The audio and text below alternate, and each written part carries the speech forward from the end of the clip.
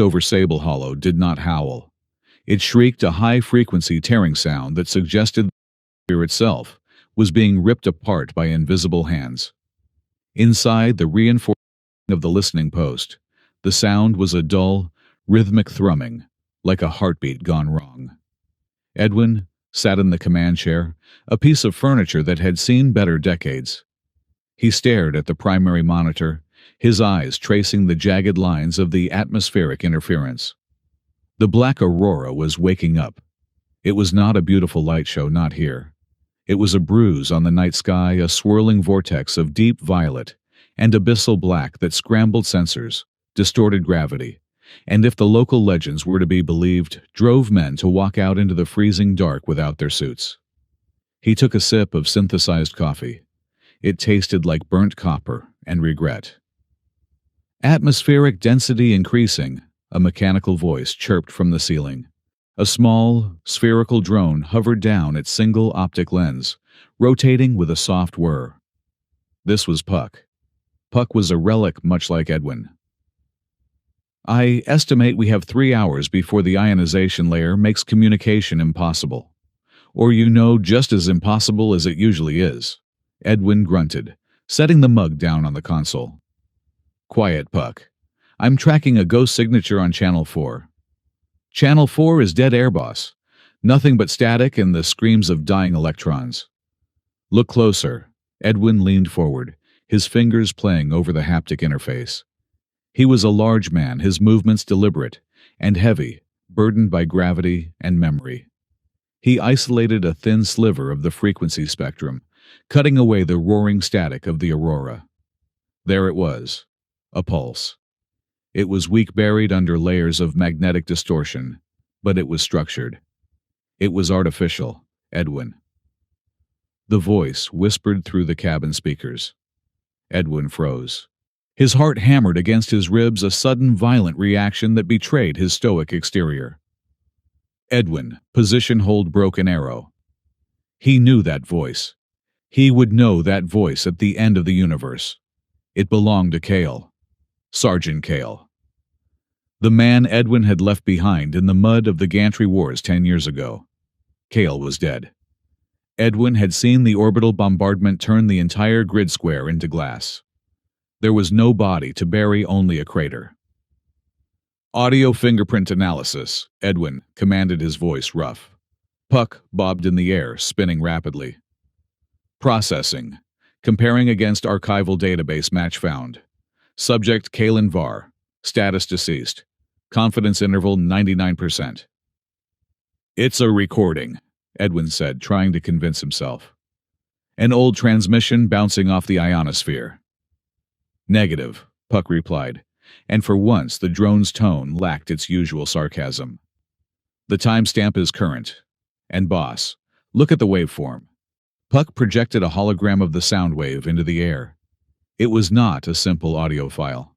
Beneath the peaks and valleys of the voice, there was a second, tighter frequency, a rhythmic pulsing pattern that looked like a jagged set of teeth. That is a neurosync loop, Puck explained. It is designed to trigger a specific emotional response in the listener. It is bait, Edwin. It is using a voice you trust to make you open the door. Edwin stared at the waveform. Someone was out there in the freezing dark, broadcasting a signal that wore the face of his dead friend. It was cruel. It was precise. And it meant that whoever sent it knew exactly who was listening in this godforsaken wasteland. Ignore it, Edwin said, leaning back. It's a trap. Edwin, please, cold, the voice cracked, breaking into a sob that Edwin had heard once before, right before the comms went dead 10 years ago. Edwin closed his eyes. He gripped the armrests of his chair until the leather creaked. He was a veteran. He was a survivor. He had come to Sable Hollow to die slowly, of old age and silence, not to play hero. He had sworn off the field. He had sworn off the skills that had made him a weapon. He stood up. Boss, Puck asked, hovering lower. You are making the face. The I am about to do something stupid face. I hate that face. Prepare the mule, Edwin said, turning toward the locker at the back of the room, and charge the field stabilizer. The stabilizer. You haven't touched the forbidden gear in 7 years. You said if you ever touched it again, I was authorized to shock you. Override authorization, Edwin snapped. He walked to the heavy metal locker and placed his palm on the scanner. The locks disengaged with a heavy clank. Inside, sitting in the shadows like a sleeping beast, was his old gear. The matte black armor weave, the magnetic boots. And there, resting on a shelf, were the gauntlets. They looked innocuous, thick gloves, laced with silver filaments and power nodes at the knuckles. But Edwin knew the weight of them. These were the conduits for the forbidden field skills. The technology that allowed a soldier to grab gravity and twist it to bend the trajectory of a bullet to crush a tank with a wave of a hand. It was outlawed. It killed the user slowly, frying the neural pathways, turning the brain into Swiss cheese. Edwin pulled the gloves on. The sensors bit into his skin, syncing with his nervous system. A wave of nausea rolled through him, followed by a rush of adrenaline that tasted like metal. The familiar hum of the field generators waking up buzzed in his bones. "Just a rescue," he whispered to the empty room. "Grab them. Bring them back. No fighting, no bending the world." "You are lying to yourself," Puck said, drifting into the locker room. "But if we are going to die, I would prefer we do it before my battery runs low. It is currently at 84%. Let's go." The surface of Sable Hollow was a nightmare of ice and obsidian rock. The wind did not just blow. It possessed physical weight, shoving against the hull of the mule as Edwin piloted the tracked rover across the glacier. The headlights cut through the swirling snow, revealing nothing but endless, jagged white. Above, the black aurora was pulsing. Ribbons of dark energy danced across the sky, blotting out the stars. Every time the aurora flared, the mule's instrument panel sparked, and the engine coughed. "Signal source is 2 kilometers north-northeast," Puck said, his voice coming through the comms in Edwin's helmet. "Interference is rising. I am detecting thermal anomalies. Big ones." "A crash?" Edwin asked, fighting the controls, as the rover slid over a patch of black ice. "More like a dissection," Puck replied. Edwin crested a ridge of razor-sharp ice and saw it. Down in the valley, smoke spiraled up into the storm, black against the white snow. A small transport ship lay on its side. It was not smashed. The fuselage was relatively intact. But the engines had been sheared off cleanly. The metal edges glowed a dull orange, fading in the extreme cold. That was not an impact fracture. That was a high-intensity thermal lance. Someone had shot this ship down with surgical precision. They didn't want to destroy it. They wanted to stop it. Edwin brought the mule to a halt 50 meters from the wreck. He popped the canopy, and the cold hit him like a physical blow. The temperature was 40 degrees below zero. He adjusted his rebreather, checked the power levels on his gauntlets. They were dormant, thank the stars, and jumped down into the snow. "Stay with the rover, Puck. Keep the engines hot." "I will keep the heat on. Try not to get shot by the ghost of your dead friend." Edwin trudged through the snow, his magnetic boots engaging with the metallic deposits in the ice to keep him steady. He held a kinetic rifle in his right hand, but his left hand, the field hand, was twitching. The proximity to the aurora made the gauntlet hum. He reached the ship. The heat radiating from the cut metal was fading. He circled the hull, looking at the lock. It had been blown open from the inside. "Survivors," he muttered. He rounded the nose of the ship and stopped. She was lying in the snow, half buried by a drift that had formed in the last 20 minutes. She wore a flight suit that had been shredded at the shoulder, revealing pale skin and dark blood. But it was the face that held him. She was Farrellyn. Her features were sharp, predatory, with high cheekbones and ears that tapered to delicate points, covered in fine, soft fur that blended into her hairline. A cat pilot. He had seen them in the border bars, usually drinking milk, laced with ethanol and gambling, with credits they didn't have. They were fast, arrogant, and usually solitary. But she wasn't alone. Curled around her, forming a living wall against the wind, was a monster. It was a wolf, but a wolf the size of a small hovercar. Its fur was a mix of gray and white, thick enough to stop a knife. It was a tracker wolf, a genetically uplifted breed used by the border wardens. This one was hurt. A nasty gash ran down its flank, matting the fur with blood that steamed in the cold air. As Edwin took a step forward, the wolf's head snapped up. Yellow eyes locked onto Edwin. A low growl vibrated through the ground, deep enough that Edwin felt it in the soles of his boots. The wolf did not retreat. It bared teeth that looked like serrated daggers. It was protecting her. "Easy," Edwin said, his voice amplified by his helmet speakers. He lowered the rifle slowly, slinging it over his back to show his hands. "I am not the one who shot you." The wolf slate did not relax. His ears flattened. He shifted his weight, putting himself more firmly between Edwin and the unconscious pilot. The metal collar around the wolf's neck pulsed with a faint red light, a distress beacon, or perhaps a warning system.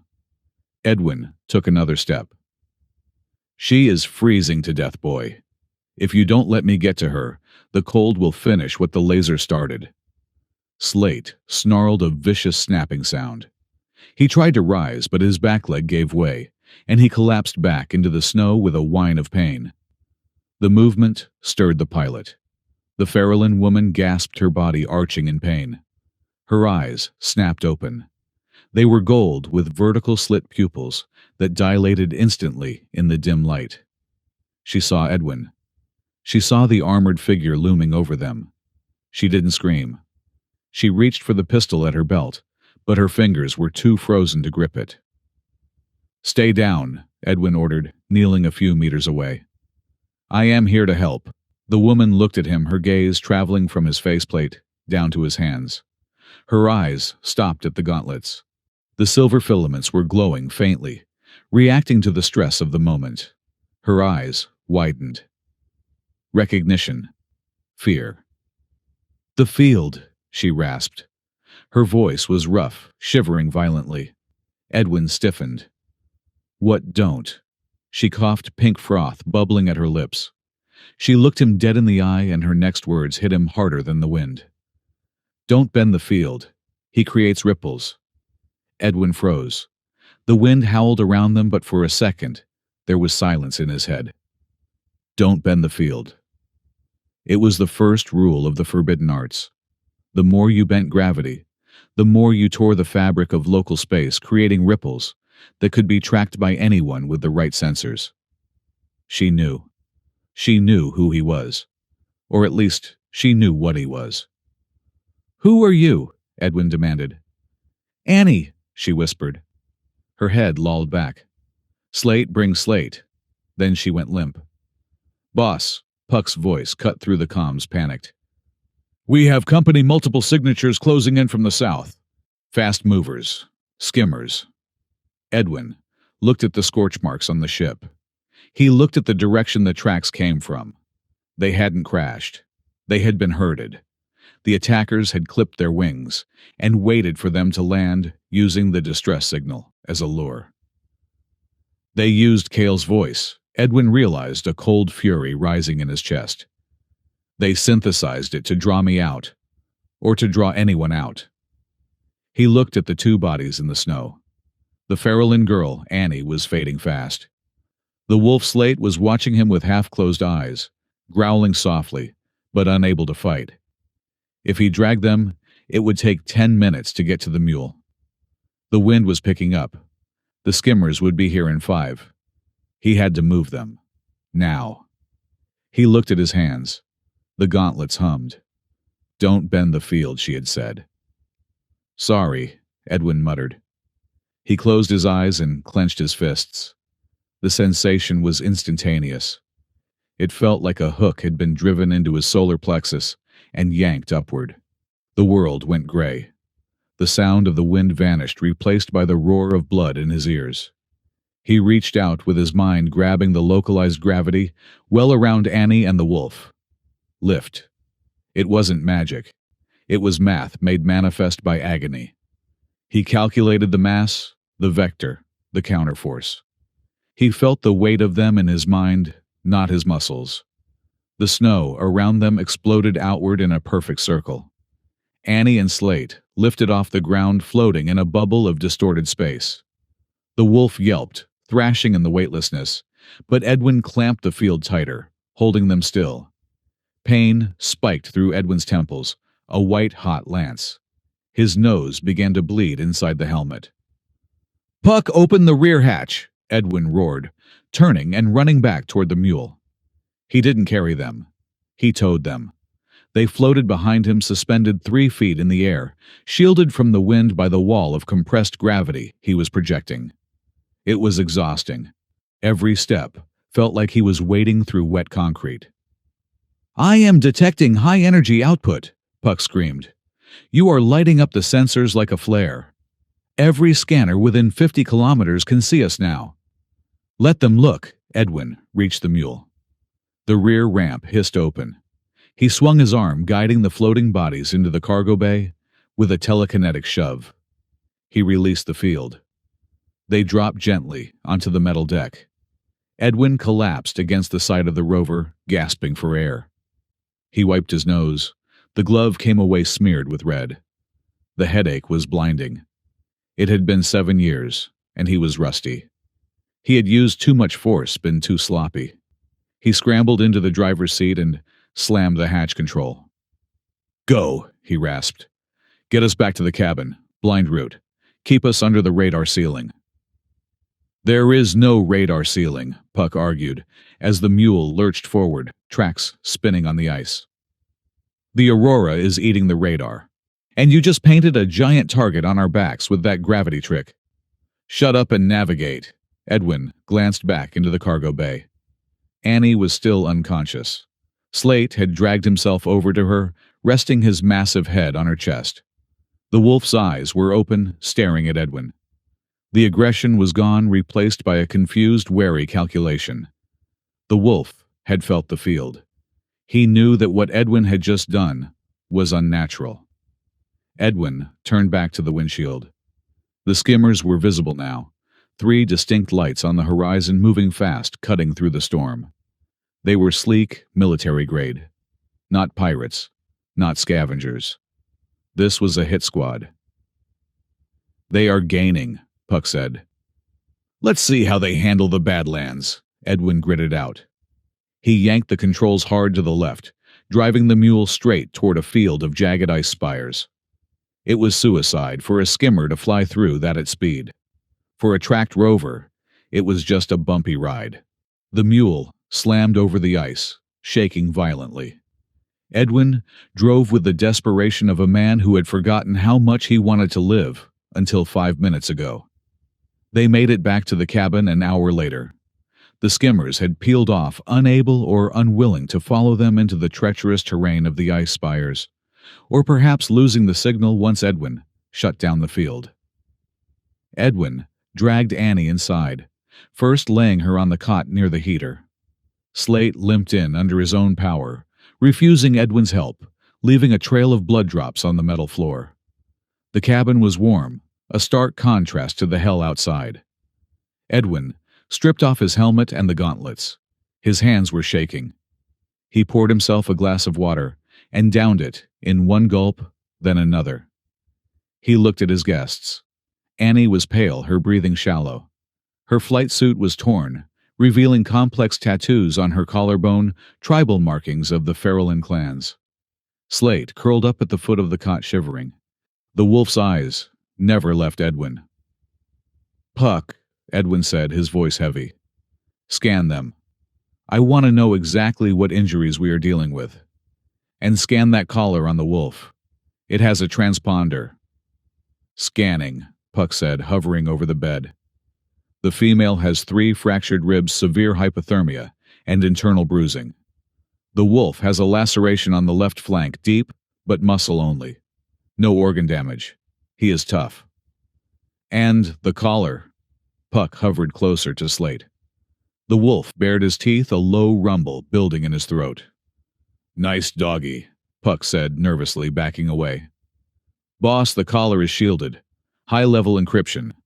But I am detecting a data storage unit inside. It is not just a tracker. It is a drive." Edwin leaned against the wall, crossing his arms. A Farallon pilot, a cyber-enhanced wolf, a data drive, and a hit squad that used the voices of dead men to set traps. "We should have left them," Puck said softly. "Statistically, this decreases our life expectancy by 100%. "Improbable," Edwin corrected automatically. "You can't decrease by 100% unless we are already dead." "Give it time." Edwin walked over to the window. Outside, the storm had fully descended. The black aurora was no longer just a bruise. It was an open wound in the sky. Great curtains of black and purple light undulated over the ice, silent and terrifying. It looked like an eye-opening. He touched the cold glass. He had felt the pull of the field again. He had felt the power. And God help him, he had missed it. Behind him, Annie groaned. "Slate," she murmured. The wolf licked her hand. Edwin turned around. He looked at the woman who knew his secret, and the wolf that guarded a secret of its own. "Get the medkit, Puck," Edwin said, rolling up his sleeves. "And heat up some nutrient paste. If they die now, I wasted a lot of energy for nothing." "You are a terrible host," Puck muttered, but the drone flew off to fetch the supplies. Edwin looked back out at the ice. The dark shape of the skimmers hadn't followed them all the way, but they were out there, waiting. The beacon had said Edwin. They knew his name. They knew his location.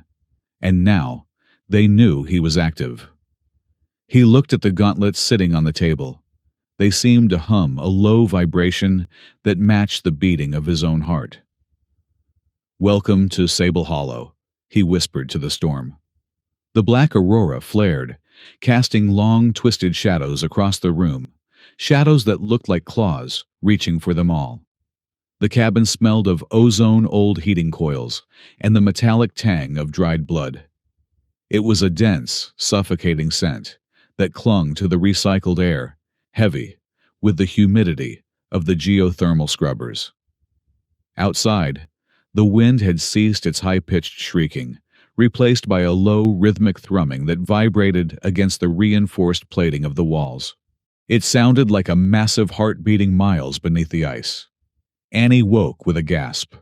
Her body jerked upright, a reflex born of adrenaline and survival instinct, but pain immediately slammed her back down. It was a sharp, hot line of fire running along her ribcage.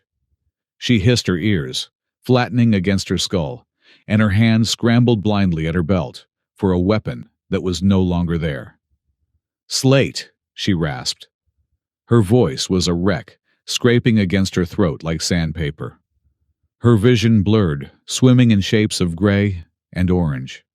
The panic was a cold knot in her stomach. If Slate was gone, if she was alone in a cage, she would tear her own throat out before she let Silas Brack interrogate her. "He is by the heater," a voice said. It was deep calm and maddeningly unbothered. "He has not moved in 4 hours. I tried to move him to check the dressing on his leg. He nearly took my hand off." Annie blinked, forcing her eyes to focus. The room was small, cluttered with salvage tech and piles of thermal blankets. In the corner, bathed in the orange glow of a heating unit, lay the massive gray shape of the wolf. Slate was breathing deeply, his flank rising and falling in a steady rhythm. His head was resting on his paws, but one yellow eye was cracked open, watching the man sitting at the metal table across the room. Annie let out a breath she felt she had been holding for days. Her shoulders sagged back against the thin mattress of the cot. "He likes heat," Annie said. She tried to sit up again, slower this time. "He hates the ice. Irony is not lost on wolves. Drink this." The man Edwin was suddenly standing beside her. He moved with a silence that shouldn't have been possible for someone of his size and bulk. He held out a tin cup. Steam curled off the surface of the liquid inside. Annie eyed him warily. She took the cup, her fingers brushing against his. His hands were rough, calloused, but they were steady. She sniffed the liquid. Nutrient paste dissolved in hot water, Edwin said, retreating to his chair. He sat down and picked up a soldering iron, returning his attention to a complex circuit board on the table. It tastes like wet cardboard, but it will put electrolytes back in your blood. You lost a lot of them. Annie took a sip. He was right about the taste. It was vile. But the warmth spread through her chest, chasing away the deep chill that had settled in her marrow out on the ice. She watched him work. He wasn't looking at her. He was focused entirely on the circuit board, his movements precise and economic. He had stripped off his heavy outer armor, wearing only a thick gray thermal shirt and cargo trousers. She looked down at her own chest. Her flight suit had been stripped to the waist, replaced by tight, professional bandaging. The wrapping was seamless, the pressure applied perfectly to support her fractured ribs without restricting her breathing. She saw the small, clear patch of a dermal regenerator adhering to the skin just above her hip. "You are not just a hermit," Annie said softly. Edwin didn't look up. "I live alone on a frozen moon. Being a hermit is the job description." "These bandages," she said, tapping her chest. "The dermal patch. The way you set the splint on Slate's leg. You didn't learn that reading manuals. That is field trauma care, military grade." Edwin paused. The tip of the soldering iron hovered over a microchip, a wisp of gray smoke curling up. "I read a lot of manuals," he said flatly. "You move like a soldier," Annie pressed. She wasn't sure why she was pushing him. Maybe it was the lingering fear, the need to know exactly who or what had pulled her out of the snow. And not a grunt, special forces, or something worse. Edwin set the iron down. He turned his chair slowly to face her. His face was a map of hard years. There were lines around his eyes that spoke of squinting into harsh weather, or perhaps harsh truths. His beard was gray, cropped short, practical. But his eyes were the thing that held her. They were dark, tired, and guarded.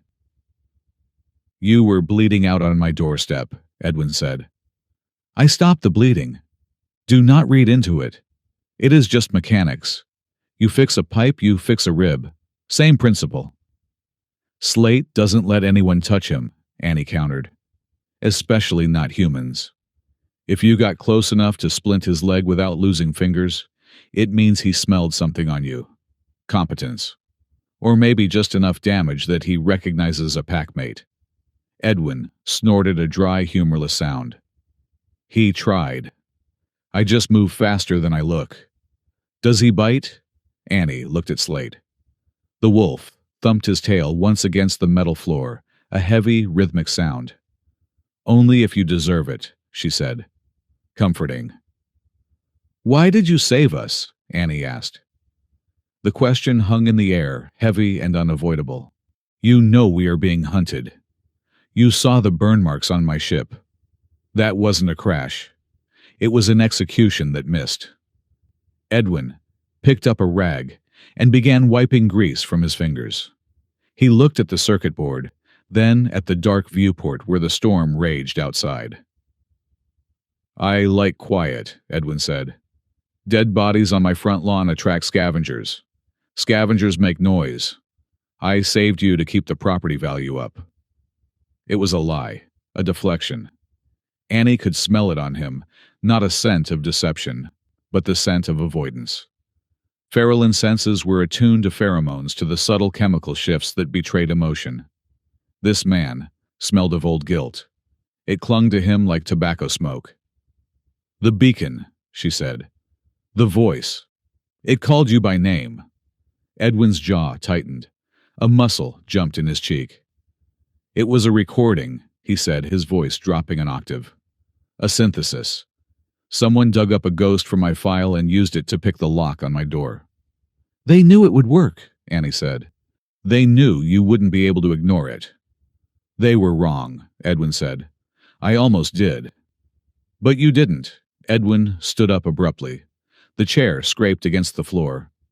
You need rest. The regenerative patch needs another 6 hours to knit the bone density back to 50%. Sleep. If you try to walk, you will collapse, and I am not carrying you again. He walked over to the small kitchenette area, turning his back on her. It was a dismissal. Annie watched his back. She saw the tension in his shoulders. He was a coiled spring, holding himself together with sheer force of will. She looked at Slate. The wolf was watching Edwin too, his ears swiveled forward. "My name is Annie," she said. Edwin didn't turn around. He was filling a kettle. "I know. It was on your flight tags." "I was a pilot for the logistics corps," she continued, ignoring his attempt to end the conversation. "Border run, nothing glorious. Mostly hauling filtration units and medical supplies to the outer colonies. Until 3 days ago." Edwin turned off the tap. The silence stretched.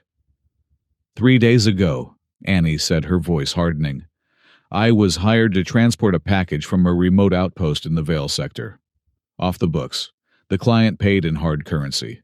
Triple the standard rate." Edwin turned around, leaning against the counter. He crossed his arms. "Let me guess. The package wasn't medical supplies." "It was a person," Annie said. "A dissident. A journalist named Holloway who had been digging into the warden's allocation of resources. But when I got there, Holloway was dead. The outpost had been purged. There was nothing left but ash and Slate." She gestured to the wolf. "Slate was Holloway's tracker," she said. "He was guarding the body. He wouldn't let anyone near. But when he saw me, he knew I was Farrellin. He let me check the body. And that is when I found the collar." Edwin's gaze shifted to the wolf.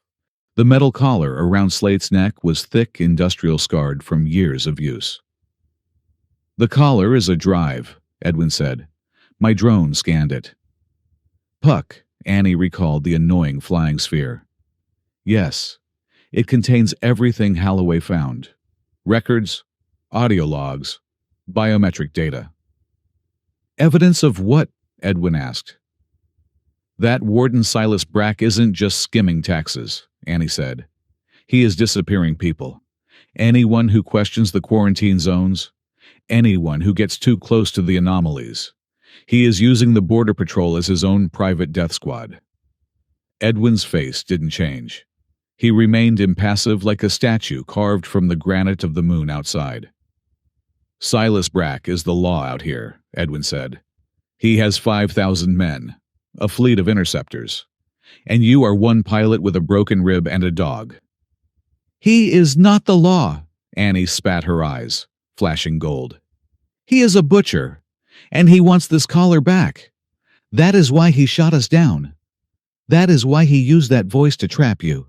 He thinks you are just a variable, a loose end." "I am a loose end," Edwin said. "I have been loose for 10 years. "He won't stop," Annie said.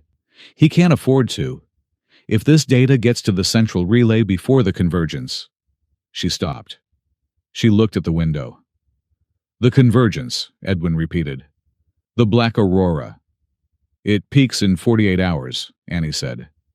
"When the aurora fully connects with the surface, the magnetic interference clears for a brief window. Maybe 10 minutes. It is the only time a high-bandwidth transmission can punch through the jamming field Brack has set up around the sector."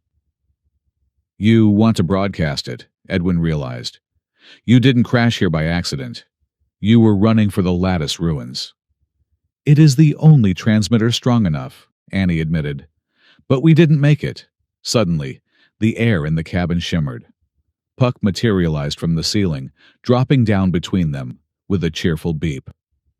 "Interruption," Puck chirped. "I have finished analyzing the distress signal trace. Good news and bad news. Which do you want first? I will assume bad news because that is the thematic tone of this room." "Speak, Puck," Edwin grumbled. "The bad news," Puck said, projecting a hologram of the signal, "is that the transmission that lured us out was not just a recording. It was a handshake protocol. When we opened the channel to listen, it pinged back. Edwin went very still. It pinged back, like a digital echo, Puck explained. It told the sender exactly where the receiver was located. Coordinates, elevation, and even the serial number of your receiver dish. Annie swore softly in her native tongue, a sharp, guttural sound. They know we are here, Edwin said. It wasn't a question. They know exactly where here is, Puck confirmed. And the good news is that the storm is currently too thick for an orbital strike. So they have to come in on foot or low-altitude skimmer, which means we have time to make sandwiches. Edwin pushed himself off the counter. He walked to the weapon rack by the door. He picked up the heavy kinetic rifle, checking the action with a loud clack-clack. No sandwiches, Edwin said. Annie, how mobile is the wolf? Slate can walk, Annie said. But he can't run. Not with that leg. Then we hold the cabin, Edwin said. We fortify. We wait for them to make a mistake. And then, Annie asked. Then we survive until the storm breaks, Edwin said. Or we don't. He looked at her, and for the first time the mask slipped. Annie saw something in his eyes that looked like profound exhaustion, mixed with a flicker of something dangerous. What is in the files, Annie? Edwin asked softly. Really? Annie hesitated. She looked at Slate, then back at Edwin. It is not just names of dead people, she said. Brack is researching the aurora. He thinks he can control it. He thinks the anomalies are not natural. He believes they are a weapon. Edwin stared at her. The silence in the room stretched thin, brittle as ice. He is wrong, Edwin said. His voice was barely a whisper. How do you know? Edwin walked over to her. He rolled up the sleeve of his thermal shirt. Annie stared. The skin of his left forearm was a ruin. It wasn't scarred by fire or knives. It looked like the flesh had been twisted, warped by forces that shouldn't exist. Dark, purple veins ran through the muscle like lightning strikes frozen in time. The tissue looked translucent in places, revealing shadows beneath the skin that seemed to move on their own. Because I know what the field does to things, Edwin said. I know what it costs to touch it. Annie reached out. Her fingers hovered over the scars but didn't touch them. She felt the cold radiating from his arm, a chill that had nothing to do with the temperature of the room. Forbidden field skills, she whispered. That is what the wardens call it. The ability to manipulate local gravity, to bend trajectory. It was banned 50 years ago. For good reason, Edwin said, rolling the sleeve back down. It kills you. It burns out your neural pathways. It turns your brain into static. Every time you use it, you lose a piece of yourself. A memory, a feeling, a name. He looked at her, his eyes bleak. I used it today, he said, to get you and the wolf into the mule. I bent the field. I told you not to, Annie said. You were dying, Edwin replied simply. I made a choice. Why? Annie asked. You don't know us. We are trouble. We brought a death squad to your door. Edwin walked back to the table and sat down. He picked up the soldering iron again, but he didn't turn it on. He just held it, staring at the cold metal tip. 10 years ago, Edwin began, his voice distant. I was a captain in the shock troops. We were pinned down in a valley on Agate Prime. My orders were to hold the line. At all costs, they said. We had civilians behind us, a transport full of refugees. Annie listened, sensing that this was a story he hadn't told anyone in a long time. Even Puck was hovering silently in the corner, his optic lens dimmed.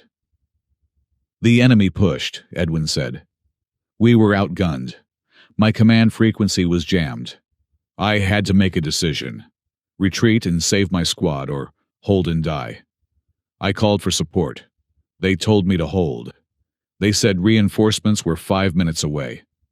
He gripped the tool tighter. They lied, Edwin said.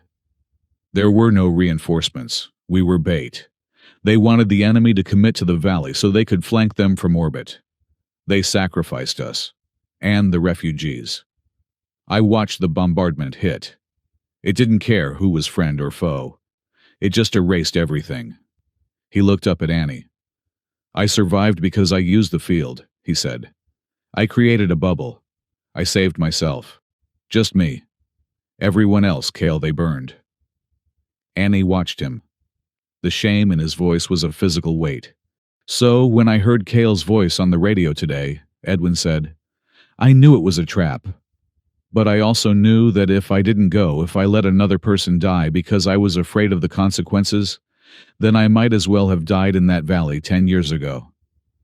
Annie was silent. She looked at Slate, then back to Edwin. In Farallon culture, Annie said softly, we do not have contracts.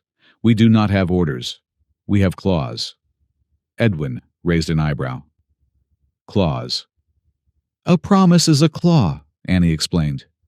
Once you sink it in, you cannot pull it out without tearing flesh. It is painful to hold, but to let go is to bleed. You sank a claw into us today, Edwin. You saved us. That binds you. I don't want to be bound, Edwin grumbled. I want to be left alone. Too late, Annie said. A ghost of a smile touched her lips. You are part of the pack now, and the pack protects its own. Edwin looked at Slate. The wolf was watching him with an intensity that was unsettling. Great, Edwin muttered. Just what I needed. A wolf with an attachment disorder. The hours passed. The storm outside raged on, burying the cabin in drifts of snow. Inside, the atmosphere shifted. The tension remained, but the sharp edge of distrust had dulled. Edwin worked on reinforcing the cabin's primitive shield generator.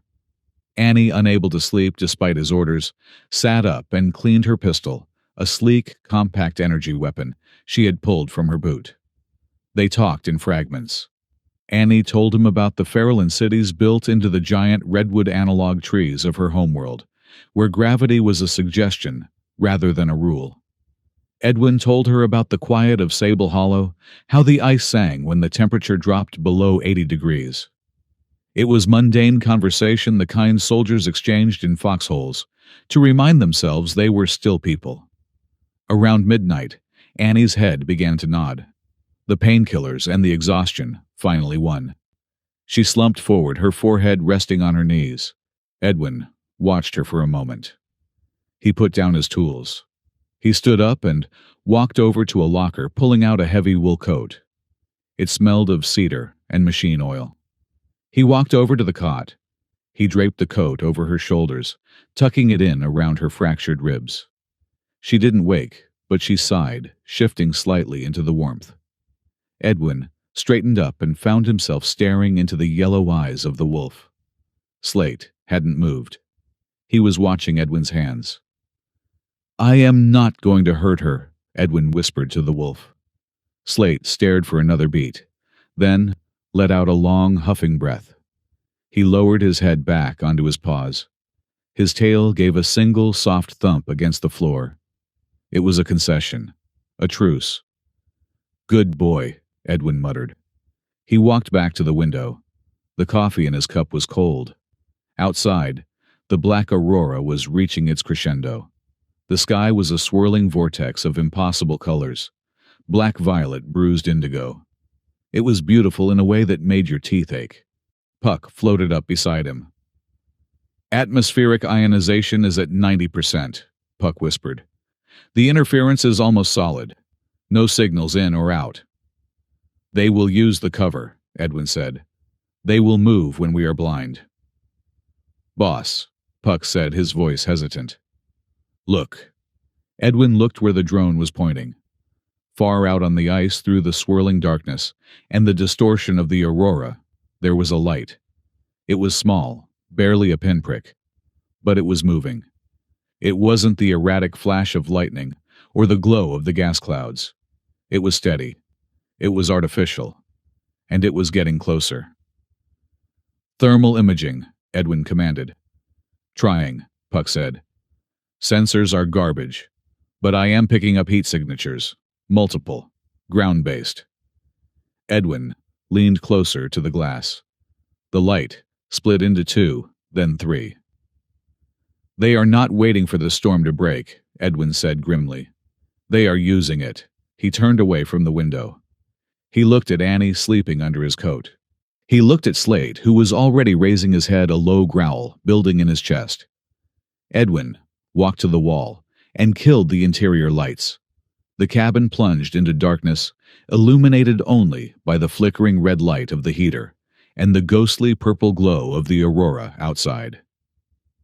"Wake her up," Edwin said to the wolf. "Company is here." Slate stood up, shaking off his lethargy. He nudged Annie's hand with his wet nose. Edwin picked up his rifle. He felt the weight of it familiar and heavy. But his left hand, the hand with the field scars, began to itch. It was a phantom sensation, a buzzing under the skin that screamed for release. He clenched his fist, fighting the urge.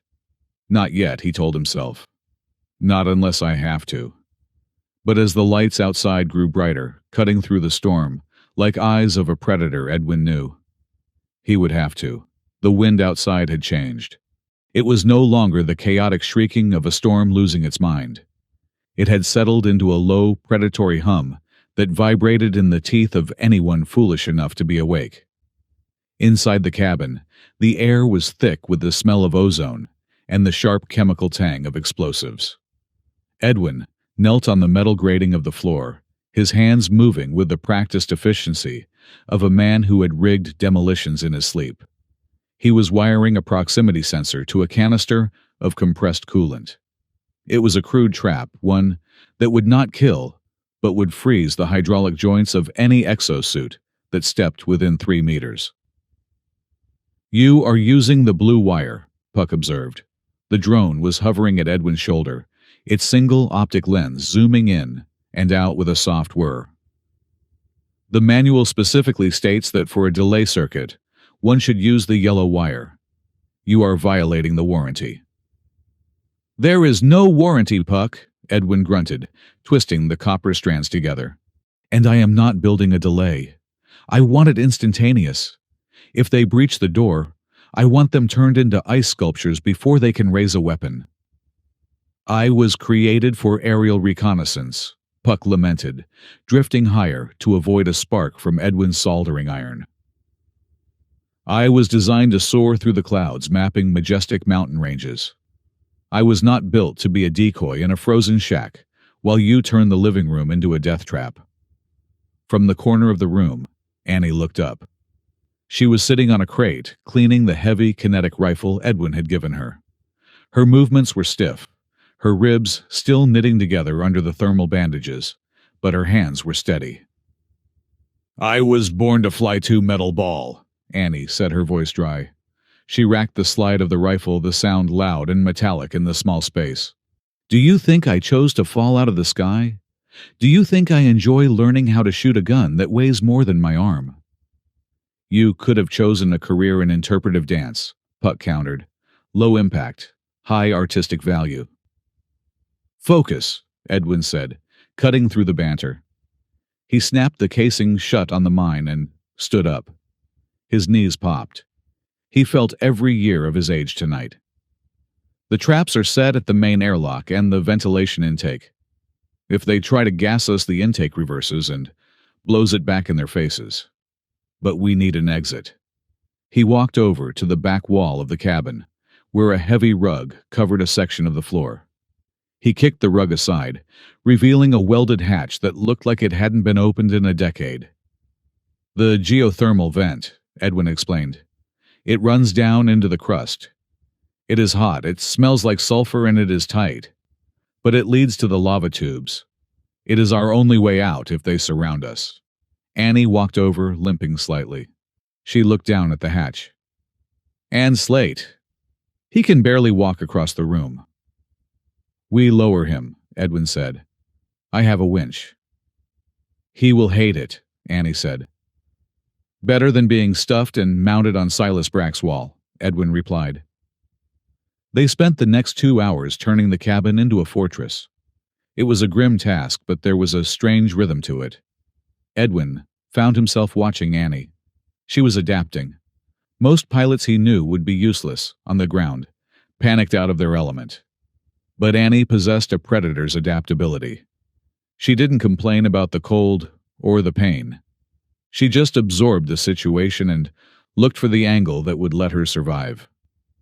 When the work was done, they sat near the heater, eating another meal of nutrient paste. The silence stretched between them, but it wasn't empty. It was the companionable silence of two soldiers, waiting for the artillery to start. "Your stance is wrong," Edwin said suddenly. Annie looked up a spoon halfway to her mouth. "Excuse me." "When you were holding the rifle earlier," Edwin said, "you are leaning back. Farallons have a different center of gravity because of your leg structure. If you fire that kinetic rifle leaning back like that, the recoil will dislocate your shoulder." Annie set the spoon down. She picked up the rifle, checking the safety, and stood up. She assumed the firing stance she had been using. "Show me," she said. Edwin stood. He didn't touch her. He moved to her side, mimicking her posture. "Lean into it," he instructed. "Put your weight on your forward leg. Dig your claws or your boots into the floor. You have to be the anchor. The gun wants to push you. You have to push back." Annie adjusted. She shifted her weight, growling low in her throat, as the movement pulled at her fractured ribs. She leaned forward, her eyes narrowing as she sighted down the barrel. "Like this?" she asked. "Better," Edwin said. "Now don't hold your breath. Humans hold their breath to aim. You shouldn't. Your heart rate is faster than mine. If you hold your breath, you create a tremor. Fire on the exhale. Between the beats." Annie exhaled, a long, steady hiss. Click. She pulled the trigger on an empty chamber. The rifle didn't waver a millimeter. "Good," Edwin said. Annie lowered the weapon. She looked at him, her golden eyes studying his face. "Now you." "Me what?" "You smell like a tourist," Annie said. Edwin blinked. "I beg your pardon." "You rely on your eyes," Annie said, tapping her own nose. "But out there in the storm, your eyes are useless. The aurora distorts light. It creates phantoms. But it cannot change the scent of things. If you want to know where Brack's men are, you have to stop looking and start smelling." Edwin crossed his arms. "I have a drone for that." "The drone is a machine," Annie said. "It tells you data. It doesn't tell you intent. Close your eyes." Edwin hesitated, then closed them. "What do you smell?" Annie asked softly. "Oil," Edwin listed. "Old coffee." "The heater." "Unwashed bodies." "Deeper," Annie commanded. "Ignore the loud smells. Find the quiet ones. What is coming through the vents?" Edwin frowned. He concentrated. He pushed past the metallic tang of the cabin. He focused on the thin draft of air, leaking in from the storm outside. "Ozone," he said. "The electrical charge from the aurora." "Keep going." "Ice," Edwin said. "But wet ice. Slush." "Friction," Annie corrected. "Ice melts when heat passes over it. Skimmer engines. Or exosuits." "What else?" Edwin breathed in slowly. There was something faint, sharp, acrid. "Tabana gas," Edwin said, his eyes snapping open. "Weapon coolant." Annie nodded. "They are close enough that their weapon discharge vents are drifting downwind. 200 meters, maybe 3. Edwin looked at the door. "They are testing the perimeter." "They are waiting for us to panic," Annie said. "To run." "We are not running," Edwin said. Later that afternoon, during a lull in the storm, Edwin suited up. He told Annie to stay on the comms and keep the rifle trained on the door. He needed to see what was out there. He needed to know why they hadn't attacked yet. He slipped out of the airlock, the wind hitting him like a physical blow. The visibility was poor, perhaps 10 meters. The black aurora was pulsing above, casting erratic shadows that danced and twisted on the snow. He moved in a crouch, using the ice ridges for cover. He didn't use the field. He didn't dare. Any spike in gravitational waves would light him up on their sensors, like a flare. He had to do this the old-fashioned way. Boots and eyes. He circled the cabin, keeping a wide perimeter. He found the evidence of their presence quickly. Sensor spikes driven into the ice. Small black rods that hummed with a low frequency. They were triangular, creating a kill box around the cabin. But something else caught his eye. Near the edge of a crevasse about 50 meters to the east, there were footprints. Edwin stopped. He knelt down, brushing the fresh drift of snow away. The footprints were wrong. The ice here was soft, a mixture of powder and slush, caused by the geothermal heat from below. Edwin's own boots sank 2 inches deep. But these tracks barely broke the surface. They were shallow, almost imperceptible depressions. It looked as if a man weighing 200 pounds had walked across the snow while weighing no more than a feather. A cold chill that had nothing to do with the weather crawled up Edwin's spine. "Impossible," he whispered. He touched the track. The snow was compressed but not crushed. Gravity manipulation, but not the organic kind. Not the forbidden field skills that Edwin carried in his blood and his scars. This was technological. It was clean, sterile. Brack didn't just have soldiers. He had field simulation suits. Edwin sat back on his heels. The implications were terrifying. The wardens had always hunted field users. They called them abominations, unstable weapons that had to be put down. But if Brack had developed a suit that could mimic the effect, a suit that could negate weight, dampen inertia, then he wasn't just enforcing the law. He was stealing the power for himself. And if they had field suits, Edwin's advantage was gone. He couldn't crush them with gravity if they could just neutralize the wave with a counter-frequency. "Boss," Puck's voice crackled in his ear. "Heart rate elevation detected. Did you find a polar bear or something worse?" "Worse," Edwin said, standing up and wiping the snow from his gloves. "They have null gravity tech. They can walk on the snow without sinking. They can probably jump 3 stories high." "That sounds like cheating," Puck noted. "It means they want me alive," Edwin said, staring into the swirling white mist. "They are not just here to kill the witnesses. They are here to study the specimen. They want to know how I do it so they can calibrate their toys." He turned back toward the cabin. The hunter had just realized the trap was far more elaborate than he thought.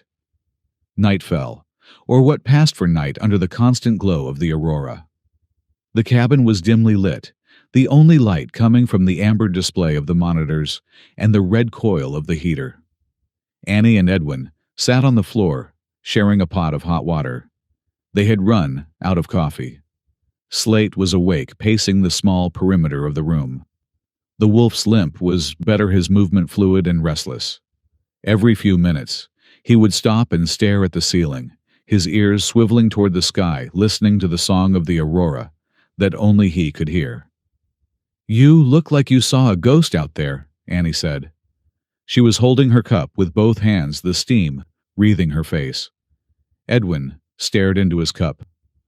"I saw the future, and I didn't like it." He told her about the footprints, about the suits. Annie listened, her expression darkening. "So he has weaponized it. That explains why he wants the data collar so badly. Holloway must have found proof of the RD labs." "It explains why he hasn't vaporized us from orbit," Edwin said. "He needs to see the real thing in action. He needs to compare his artificial field against a biological one. I am not a person to him, Annie. I am a stress test."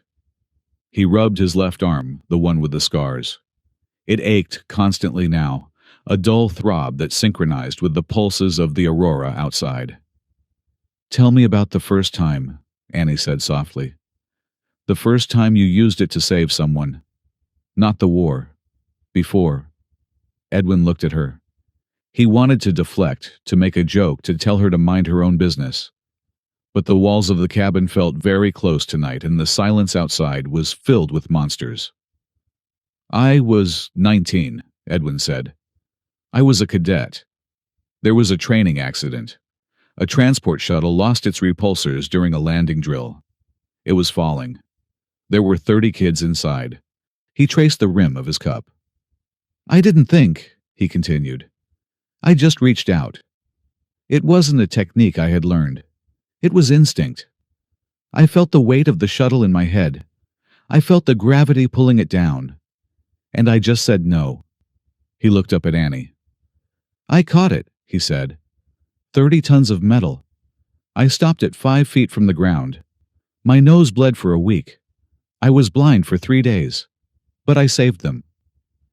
And that is when they put you in the program, Annie guessed. That is when they put me in the cage, Edwin corrected. They didn't give me a medal. They gave me a handler. They told me I was a national asset, a weapon class Omega. They taught me how to crush tanks, how to deflect artillery. But they never taught me how to stop the noise. The noise. The field isn't silent, Edwin said, tapping his temple. When you open yourself to gravity, you hear the universe moving. You hear the planets grinding against the dark. It is loud, Annie. It never stops. That is why users go mad. That is why we burn out. Annie set her cup down. She shifted closer to him. The movement was fluid, cat-like. She reached out and took his left hand, the scarred one. She turned it over, palm up. She didn't look at the scars with revulsion. She looked at them with a strange curiosity. In my culture, Annie said, we do not fear power. We fear those who use it without cost. You pay a price, Edwin, every time. That makes you trustworthy. She pressed her thumb against the inside of his wrist, checking his pulse. It was a clinical gesture, something a medic would do, but her skin was warm, and her touch was lingering. Your heart is slow, she murmured. For a human. I am cold, Edwin said. His voice sounded rough to his own ears. No, Annie said. She looked up, her golden eyes locking onto his. You are just lonely. You have been out here in the ice so long, you have forgotten what heat feels like. The distance between them seemed to vanish. The air in the cabin, usually cold and stale, suddenly felt charged. Edwin looked at her lips, then up to her eyes. He saw the vertical pupils widen. He saw the question there. He leaned in, just an inch. It was an instinct gravity of a different kind. Annie didn't pull away. She tilted her head, her breath hitching slightly. Whimper. The sound broke the moment like a hammer hitting glass. Edwin and Annie jerked apart. Slade had collapsed near the door. The wolf was scrabbling at the metal floor, his claws screeching.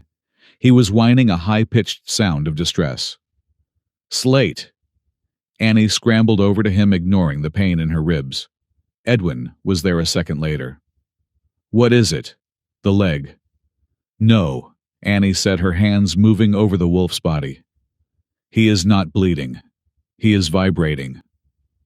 Slate's muscles were locked in a spasm. His eyes were rolled back, showing the whites. He wasn't looking at them. He was looking through the ceiling, straight at the sky. The aurora, Edwin said, looking up. The metal roof of the cabin was groaning. The reinforced beams were vibrating, singing a discordant note. The convergence is starting early. He is linked to it, Annie realized. The tracker wolves are sensitive to electromagnetic fields. The surge is hurting him. Slate let out a howl, a long, mournful sound that merged with the hum of the building. Edwin grabbed a sedative injector from the medkit. Hold him down. Annie wrapped her arms around the wolf's neck, whispering soothing words in Farallon. Edwin plunged the needle into Slate's flank. The wolf thrashed once, then slumped, his breathing heavy and ragged. The moment of intimacy was gone, replaced by the cold reality of their situation. Annie sat back, stroking Slate's fur. She looked at Edwin. Her face was pale. If we don't make it, she said softly. Don't start, Edwin warned. Listen to me, Edwin, she said, her voice fierce. If they breach the door, if I go down, you take Slate. You don't let Brack have him. You don't let him have the collar. We are both getting out, Edwin said, standing up and pacing away. Or we are both staying. That is not a plan, Annie argued. That is a suicide pact. Slate is the mission. I am just the transport.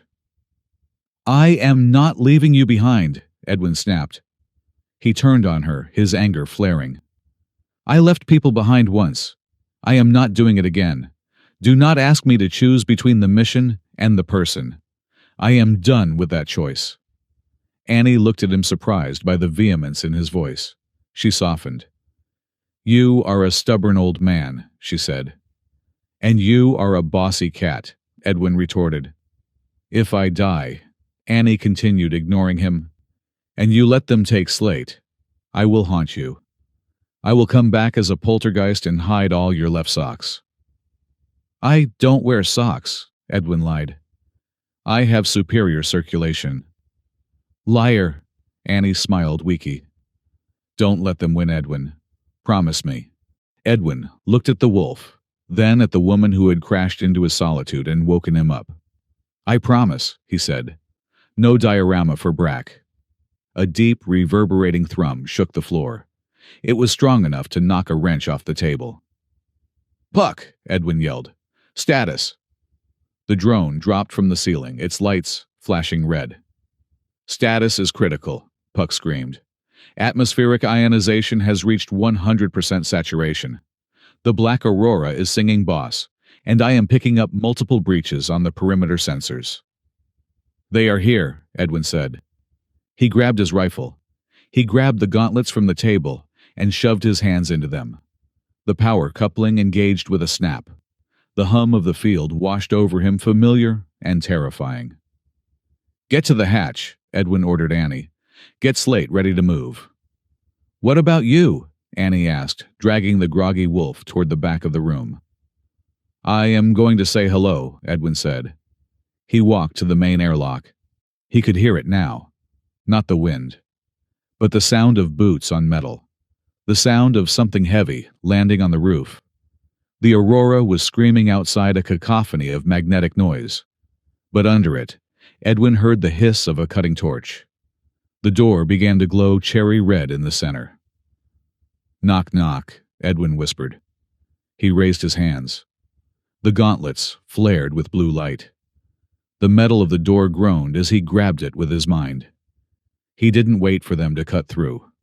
He didn't wait for them to breach. He pulled. The heavy blast door was ripped off its hinges, flying outward into the snowstorm with the force of a cannonball. Edwin stepped into the breach, the wind howling around him, the field crackling at his fingertips. Get off my lawn, he roared, and the night exploded. The blast door cartwheeled into the darkness, vanishing into the swirling white void of the storm. For a second, there was a vacuum of silence, a breath held by the universe, before the night rushed in to fill the gap. The wind did not just blow. It screamed a cacophony of shrieking ice and tearing atmosphere that hit Edwin like a physical wall. But Edwin was a stone. He stood in the breach, his boots locked to the deck, plaiting his coat, whipping violently around his legs. The gauntlets on his hands were no longer just humming. They were singing a high-pitched resonance that harmonized with the terrifying melody of the black aurora overhead. Targets acquired, Puck yelled, though his voice was barely audible over the gale. The drone was tucked behind a bulkhead, vibrating with indignation. They are jamming me. They are flooding the entire spectrum with white noise. It is incredibly rude. I cannot even access my playlist for combat scenarios. Forget the music, Edwin roared. Give me thermal. I am trying, but the interference is, oh, look at that. Through the blinding snow lights appeared. They were not the soft, organic glow of the aurora. These were harsh, tactical beams, blue-white searchlights cutting through the gloom. They moved with unnatural smoothness. The figures holding them did not trudge through the deep drifts. They glided over the surface, their null-gravity suits negating the treacherous terrain. This is Warden Silas Brack, a voice boomed. It came from everywhere and nowhere, amplified by speakers on the approaching skimmers, cutting through the wind with terrifying clarity. The voice was calm, reasonable, the tone of a bureaucrat filing a tax return, not a man ordering an execution. "Edwin," the voice continued, "you are in violation of the Colonial Armistice Section 4 Paragraph 2. Harboring a fugitive, possession of illegal biotech, unsanctioned use of Class A weaponry." Edwin stepped out onto the metal ramp, the snow stinging his face. He raised his left hand and the snow around him simply stopped falling. It hung suspended in midair, caught in a microgravity bubble before being flung sideways. "I am adding resisting arrest to the list," Brack said, sounding almost bored. "Listen to me, soldier. There is no need for bloodshed. Give me the Farallon. Give me the wolf. And the drive. If you do that, I will grant you amnesty. You can go back to your hole. You can rot in peace." Edwin laughed. It was a sharp, jagged sound that carried no humor. "Amnesty," Edwin shouted back, his voice amplified by the field manipulation in his throat, making it boom like a thunderclap. "You speak as if I like being forgiven. You think I want your permission to breathe. Brack, come and take them." "Have it your way," Brack sighed. "Engage." The night exploded. It didn't start with bullets. It started with silence. The Nulgi troopers raised their weapons, suppressed high-velocity railguns. The air around the cabin filled with the deadly thwip-thwip-thwip of projectiles tearing through the sound barrier. Sparks showered from the doorframe as rounds hammered the metal. Edwin didn't dive for cover. He threw his right hand forward. A wall of compressed air, dense as concrete, slammed into the incoming fire. The bullets hit the invisible barrier and shattered shrapnel, raining down harmlessly. "Annie, now," Edwin signaled. From the shattered window to his left, a beam of kinetic energy lashed out. Annie was firing on the exhale, just as he had taught her. She didn't aim for the soldiers, she aimed for their tech. The shot took a trooper in the knee joint of his exosuit. The hydraulic line ruptured, spraying coolant. The suit seized up instantly in the freezing cold. The trooper toppled face first into the snow, his null G field flickering out, leaving him to sink like a stone. "One down!" Annie yelled, her voice tight with pain, but fueled by adrenaline. "Keep them back," Edwin ordered. "They are trying to flank." He moved forward, stepping off the ramp and onto the ice. He didn't sink. He adjusted the gravity under his boots, making himself lighter than air, then heavier than lead with each step. He moved with a jarring staccato rhythm that threw off the targeting computers of the enemy. Two troopers rushed him from the right, moving with the eerie grace of dancers. They fired a net launcher, a weighted mesh designed to entangle and electrocute. Edwin didn't dodge. He caught the net in midair, not with his hands, with his mind. He felt the weight of the mesh, the velocity of the weights, the electrical charge coursing through the fibers. It felt like holding a live wire. The sensation traveled up his arm, burning through the neural connectors of the gauntlet, spiking into his brain. Twist. He rotated his wrist. 10 meters away, the net stopped, crumpled into a ball, and reversed direction. It shot back at the troopers with double the speed. They scrambled to evade, but the gravity well sucked them in. The net hit them, the electric charge discharging, in a brilliant flash of blue light. They went down convulsing. "I am detecting high dopamine levels in your brain, boss," Puck screamed, darting out to zap a sensor drone that was trying to flank them. "You are enjoying this. That is medically concerning." "I am busy," Edwin grunted. But Puck was right. The field was singing to him. Every time he reached out and grabbed the fabric of the world, every time he told gravity to sit down and shut up, a rush of euphoria hit him. It was better than alcohol. It was better than sleep. It was the feeling of being a god. And it was terrifying. "Edwin, left flank!" Annie screamed. He spun around. A skimmer had come over the ridge, its lights blinding. A heavy repeater cannon mounted on the nose spun up. Edwin raised his hands to create a shield, but he was too slow. The fatigue of the first few moves was already setting in. Then a gray blur launched itself from the cabin door. Slate. The wolf didn't run. He bounded, ignoring his injured leg, fueled by pure protective instinct. He didn't attack the skimmer. He attacked the drone that was guiding it. A small, targeting drone was hovering just above the snow-painting Annie, with a laser lock. Slate leaped, jaws snapping shut around the drone.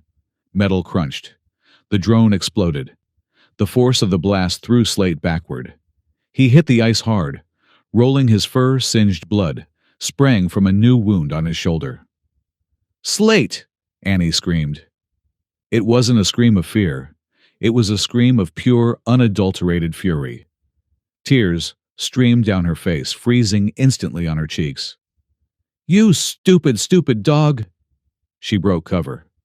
She stood up in the window frame, exposing herself to the fire, and unleashed hell. She fired the kinetic rifle until the barrel glowed red. She didn't miss. She took out the skimmer's spotlight. She took out the gunner. She was a woman possessed. "Cover her!" Edwin roared at Puck. He ran to Slate. The wolf was trying to stand, growling at his own legs. The collar, the precious drive, was dented, but intact. "Stay down!" Edwin commanded, pushing the wolf's head into the snow. He created a low-level gravity dome over them, deflecting the stray rounds.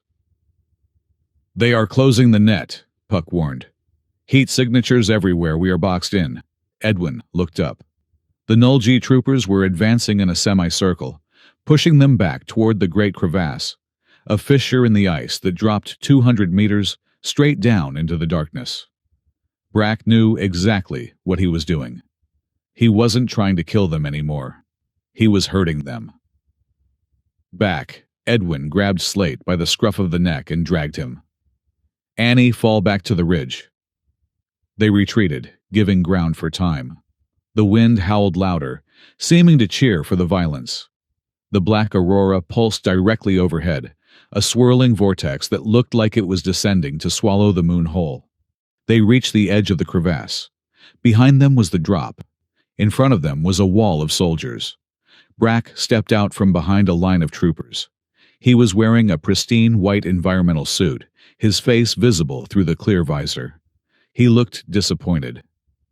"I offered you a way out, Edwin," Brack said, his voice amplified. "I offered you dignity." "You offered me a cage," Edwin spat. He was breathing hard now. Blood was trickling from his nose, running down into his beard. The headache was a splitting axe in his skull. "And now you have a grave," Brack said. He signaled to a heavy trooper standing beside him. The trooper raised a weapon Edwin recognized. It wasn't a gun. It was a siege caster. It fired a monolithic capture net weighted with maglocks and hardened against cutting. It was designed to take down dropships. "Fire," Brack ordered. The weapon thumped. A massive canister shot into the air. It split open, and a web of steel cables expanded, blocking out the sky. It was too big to dodge. It was too heavy to deflect with a simple shield. It was falling directly on Annie and Slate. Annie looked up. She didn't fire. She knew it was useless. She just reached down and put her hand on Slate's head. Time stopped for Edwin. He looked at the net falling. He looked at Annie. He looked at the scars on his arm. "Don't bend the field," she had said. "It kills you." "Not today," Edwin whispered. He didn't just reach out. He opened the door. He tore down the mental walls he had built over 10 years. He let the forbidden field skills flood his system, uncapped, unfiltered, raw. The world turned gray. The sound of the wind vanished, replaced by the deafening thud of his own heart.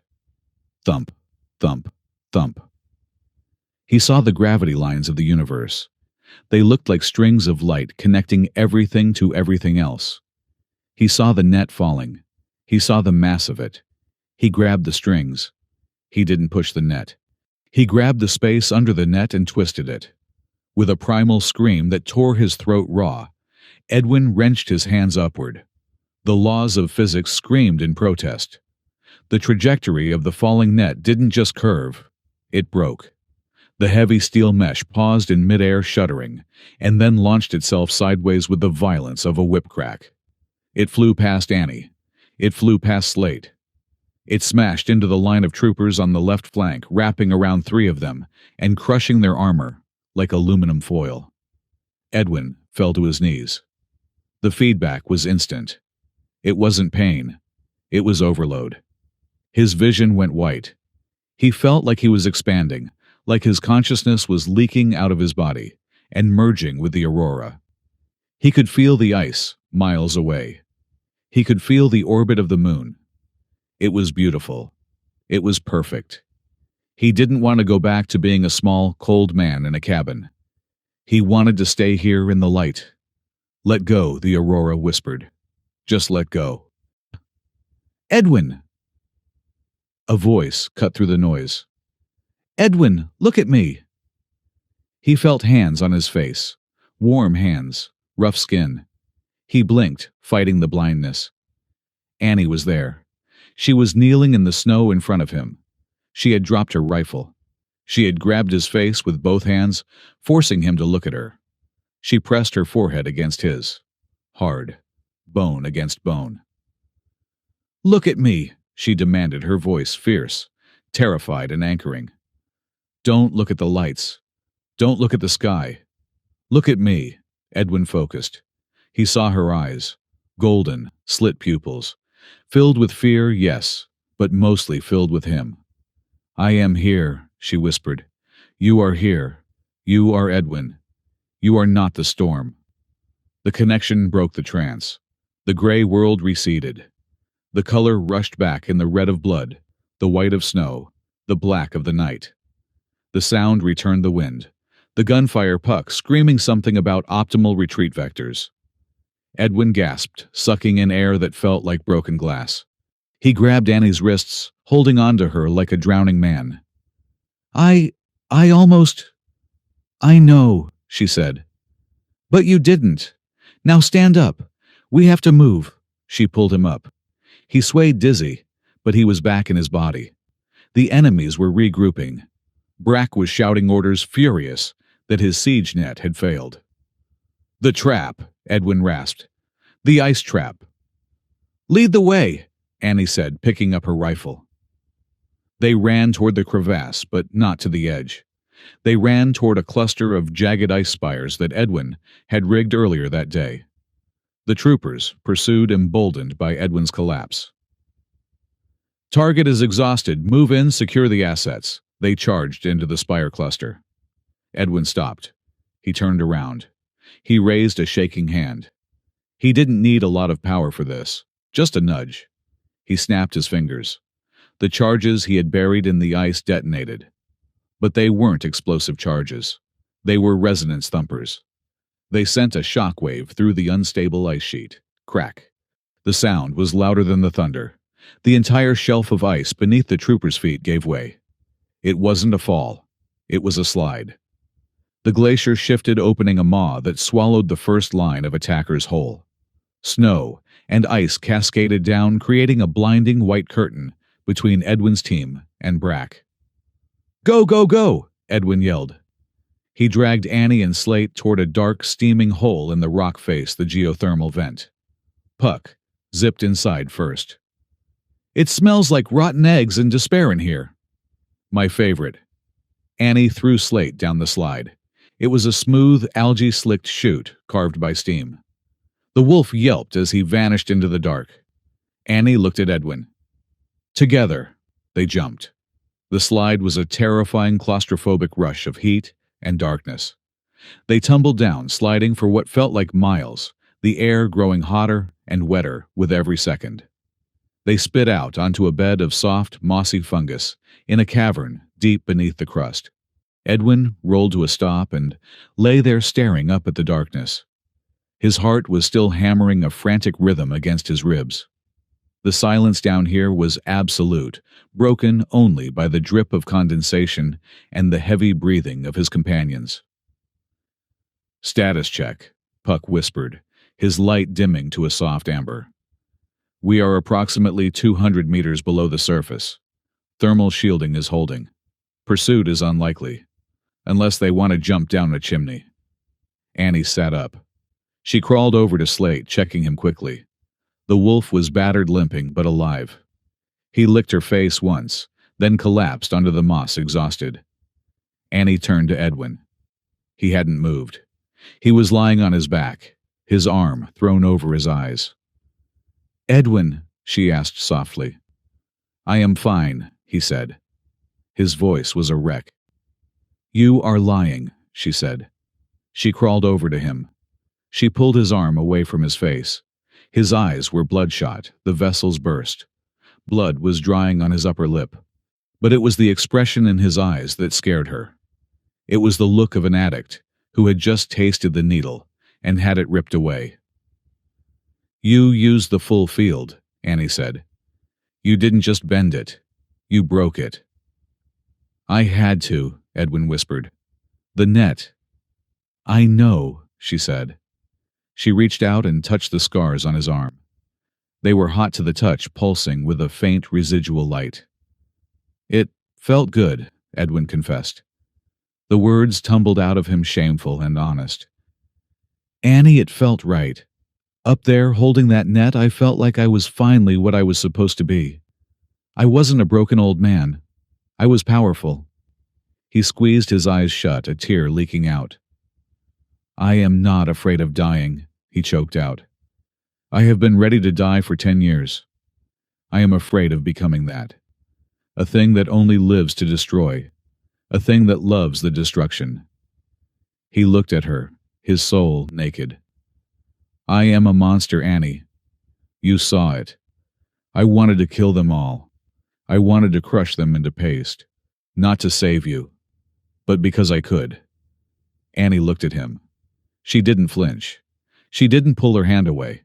In the dim light of the drone, her face was fierce and tender. "You are not a monster," she said firmly. "Monsters don't cry because they almost liked it. Monsters don't stop." She leaned closer, her voice dropping to a whisper that echoed in the cavern. "I have spent my whole life running," Annie said. "I trust no one. Everyone has a price. Everyone has an angle. I am afraid to trust Edwin. It terrifies me more than Brack, more than the Aurora." She took his hand, the dangerous one, the hand that could crush a tank, and pressed it against her own chest, right over her heart. "But I trust you," she said. "I trust the man who covered a wolf with his coat. I trust the man who hesitated." Edwin felt her heartbeat under his palm. It was fast, fluttery, alive. It was the opposite of the cold, heavy rhythm of the field. "You shouldn't," he whispered. "Too late," Annie said.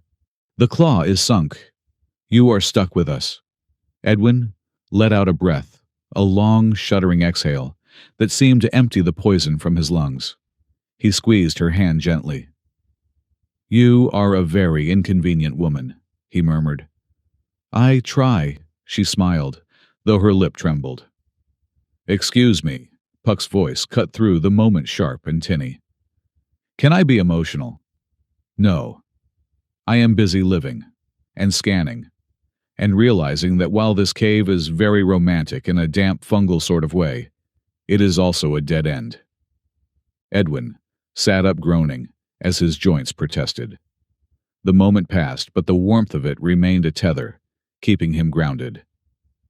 "It is not a dead end," Edwin said, wiping the blood from his face.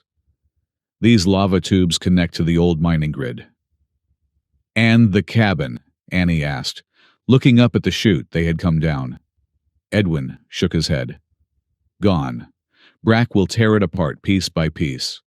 He will realize we aren't in the wreckage. He will track the thermal vent." "We can't go back up," Annie said. "No," Edwin agreed. "And we can't stay here." He looked at Slate, then at Annie. "The drive," Edwin said. "You said the only place to broadcast the data is the Lattice ruins." "Yes," Annie nodded. "But that is 20 kilometers across the open ice, in the middle of the convergence." "And that," Edwin said, standing up and offering her a hand, "is exactly why they won't expect us to go there." He pulled her to her feet. She stumbled, and he caught her. For a second, he held her just to make sure she was steady. "Brack thinks I am broken," Edwin said, his voice gaining strength. "He thinks I burned out up there. He thinks I am hiding in a hole licking my wounds." He looked at his gauntlets. The lights were dim, dormant. "He is right," Edwin said. "I am wounded, but I am not done." "The lattice ruins," Annie said, looking at the dark tunnel ahead. "The aurora is the strongest there. The interference will be blinding." "Good," Edwin said. "I like the dark." "Puck," Edwin commanded. "Map the tubes. Find us a route that pops up within 5 kilometers of the ruins." "Processing," Puck chirped. "I have found a route. It passes through a dormant magma chamber and a colony of blind cave bats. It will be delightful. Shall I play some traveling music?" "No," Edwin and Annie said in unison. "Everyone is a critic," Puck muttered, floating ahead. Edwin looked at Annie. "Can you walk?" "For 20 kilometers, Annie adjusted her rifle, wincing. "I will crawl if I have to. Just get me to that transmitter." "Let's go," Edwin said. He took point, the light from his helmet cutting through the gloom.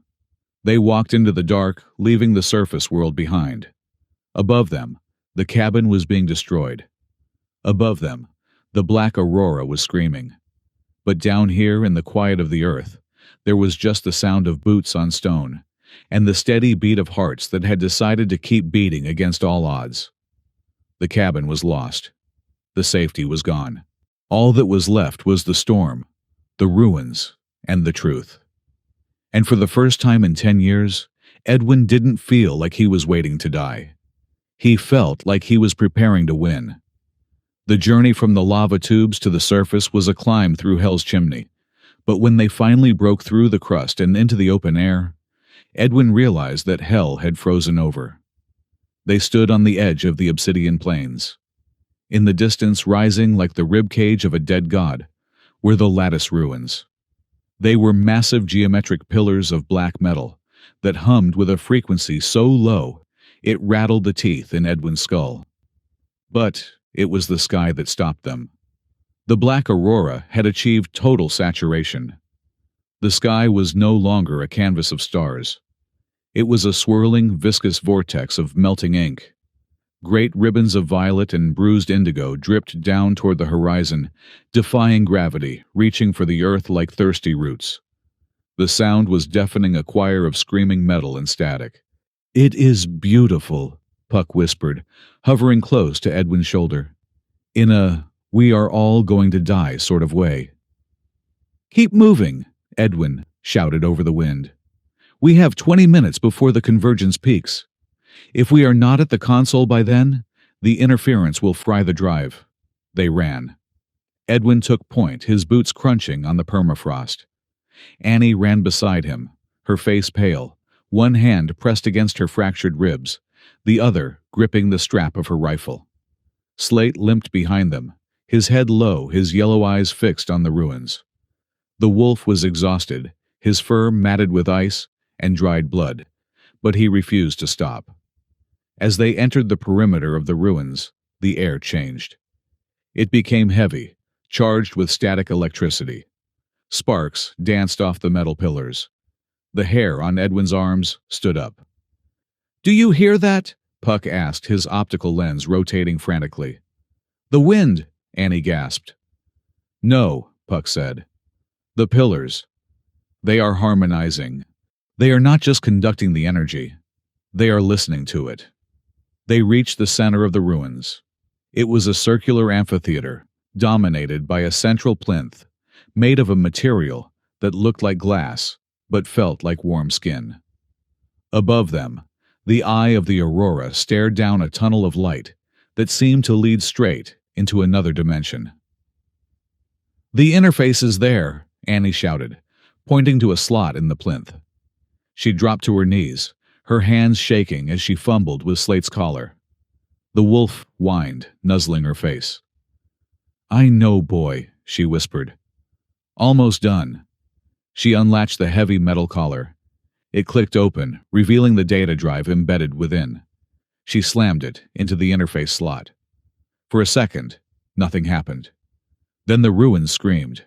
A beam of pure white light shot up from the plinth, punching a hole through the swirling darkness of the aurora. The pillars around them lit up, projecting a three-dimensional hologram into the center of the amphitheater. It wasn't just data. It was a memory. Giant, ghostly figures materialized in the snow. It was a recording of Silas Brack, standing in a command center, ordering the purge of a civilian outpost. The audio was crisp, cutting through the storm. Burn it, the holographic Brack said, his face 10 feet tall and distorted by the light. No witnesses. The aurora belongs to me. If they won't evacuate, they become part of the experiment. It is working, Edwin said, watching the projection. The system is broadcasting it on the emergency frequency. Every receiver in the sector is seeing this. It is not enough, Annie said frantically, typing on the holographic keyboard that had appeared. The upload is only at 10%. The interference is fighting back. Then we buy time, Edwin said. He turned to face the entrance of the ruins. He didn't have to wait long. Shadows detached themselves from the storm. Silas Brack emerged from the mist, flanked by 6 of his null-gravity troopers. But Brack was different. He was wearing a suit Edwin had never seen before, bulky chromed, pulsating with blue veins of energy that mimicked the flow of the aurora. He didn't walk. He floated, his feet inches above the ground. "Turn it off, Edwin," Brack's voice boomed, amplified by his suit. "I don't think I will," Edwin replied. He stepped forward, placing himself between the soldiers and Annie. He raised his hands. The gauntlets woke up humming with a violent, unstable energy. "You look tired, soldier," Brack mocked, drifting closer. "You used the field to stop my net. I saw the energy spike. You are burning out. One more push and your brain will liquefy." "Then I will make it a good one," Edwin growled. He thrust his hand forward. A wave of gravity distortion rippled through the air, aiming to crush Brack into the ground. Brack didn't flinch. He pressed a button on his chest. A bubble of blue light expanded around him. Edwin's gravity wave hit the bubble and dissolved, scattering into harmless static. "You are obsolete," Brack sneered. "I have synthesized the frequency. I don't need talent. I have engineering." He raised his own hand. A beam of distorted gravity, artificial, cold, precise, shot out. It hit Edwin like a freight train. Edwin was thrown backward, skidding across the ice. He slammed into one of the pillars, the impact knocking the wind out of him. He gasped, tasting blood. "Edwin!" Annie screamed, her fingers flying across the console. 30%! Edwin struggled to his feet. The headache was blinding now. He could hear the aurora whispering to him. "Let go! Join us! It is so easy!" "He wants you to use it," Brack said, gliding closer. "I don't want to kill you, Edwin. You are a biological marvel. You are the only one who has survived the exposure this long. I want to know how. Surrender, and I will let the girl live. I will even let the wolf live." Edwin looked at Annie, dead. She was small, against the massive machinery, fighting a war with code while he fought with physics. She looked back at him, her eyes wide with fear. "Don't listen to him," she yelled. "I can save them," Brack pressed. "Or I can let the aurora finish what it started." "Look up, Edwin." Edwin looked. The vortex was descending. The tips of the violet ribbons were touching the tops of the pillars. The air was becoming unbreathable, thick with ozone and power. "I am not a tool," Edwin spat. He gathered his strength. He didn't push this time. He pulled. He grabbed the loose scree and ice around Brack's feet and flung it upward, turning the ground into shrapnel. Brack's shield flared, deflecting the debris, but the distraction worked. Slate launched himself from behind the pillar, clamping his jaws onto the hydraulic line of Brack's leg. "Get off!" Brack roared, shaking his leg. He backhanded the wolf with a gauntlet of reinforced steel. Slate yelped a sharp breaking sound and flew across the amphitheater, landing in a heap near the console. He didn't get up. "Slate!" Annie cried out, abandoning the console to run to the wolf. "No!" Edwin shouted. "Keep uploading, 50%, Puck announced, dodging a blast of plasma from one of the troopers. "But we are running out of battery sanity and luck." Edwin stood alone in the center of the ruins. Brack hovered before him, invincible in his stolen power. The troopers raised their rifles. "Last chance," Brack said. "Give me the access codes to the lattice control, or I wipe you all out." Edwin felt the pull of the aurora. It was overwhelming. It was like a lover's hand dragging him toward the precipice. If he opened the door fully, he could crush Brack. He could crush the whole moon, but he would lose himself. "Why?" Edwin asked, his voice shaking. "Why do you need the codes? You have the suit. You have the power." "Because the lattice won't open for me," Brack screamed, losing his composure. "I have the tech. I have the force.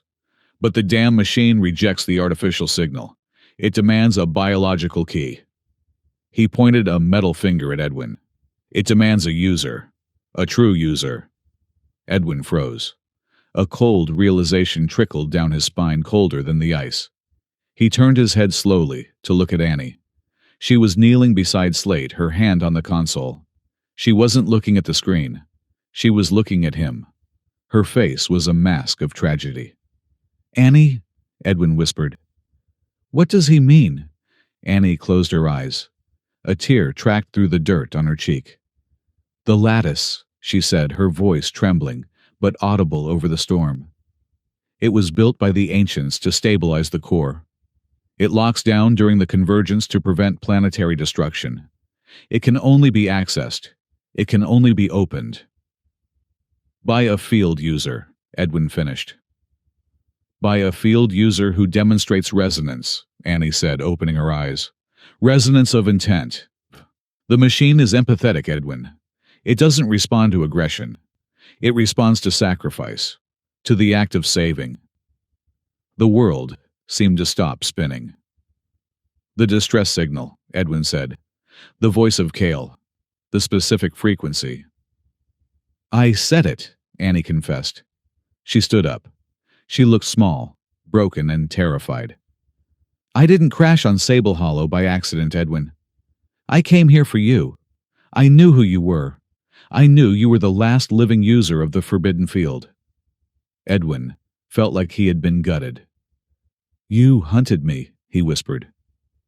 "Brack was hunting me," Annie corrected, stepping forward. "That part was true. The data is real.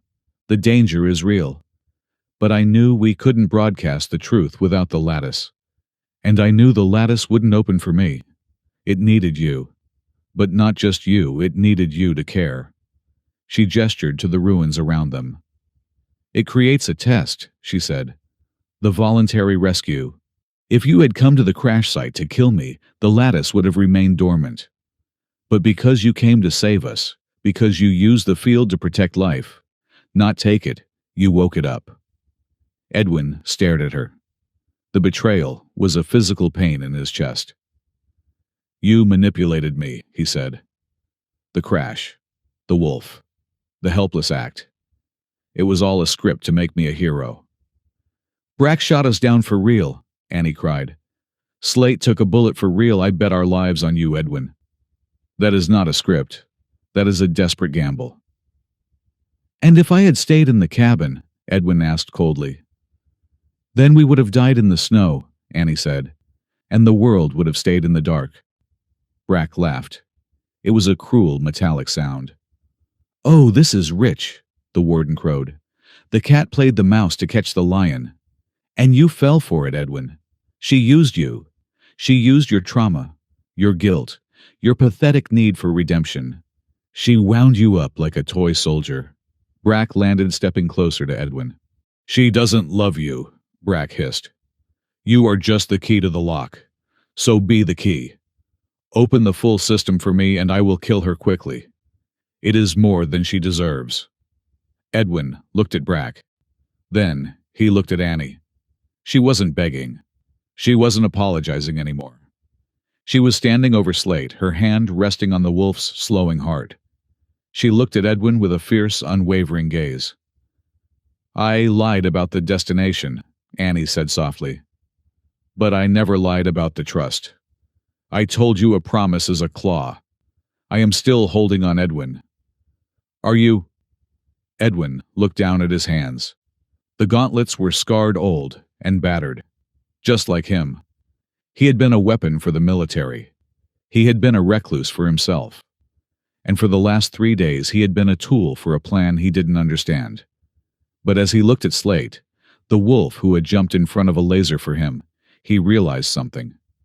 The wolf didn't know the plan. The wolf just knew the man. Annie might have started this with a lie, but she had stayed for the truth. She could have run in the tunnels. She could have left him when he broke down. She didn't. "Inconvenient," Edwin muttered. He looked up at Brack. "You want the key?" Edwin asked. "Give it to me," Brack demanded, holding out his hand. "Okay," Edwin said. "Catch." Edwin slammed his fists together. He didn't aim at Brack. He didn't aim at the troopers.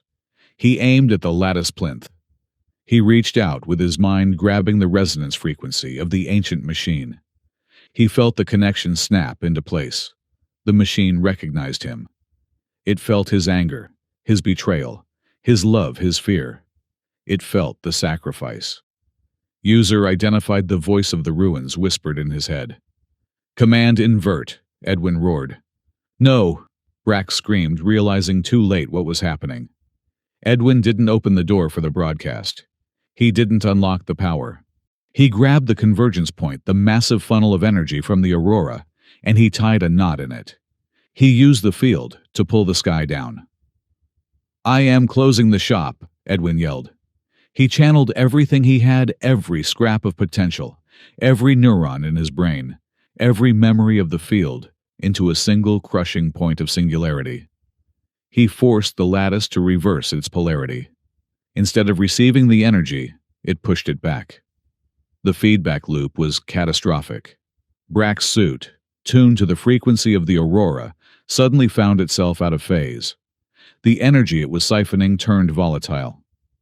"Stabilize!" Brack shrieked, clawing at his chest piece.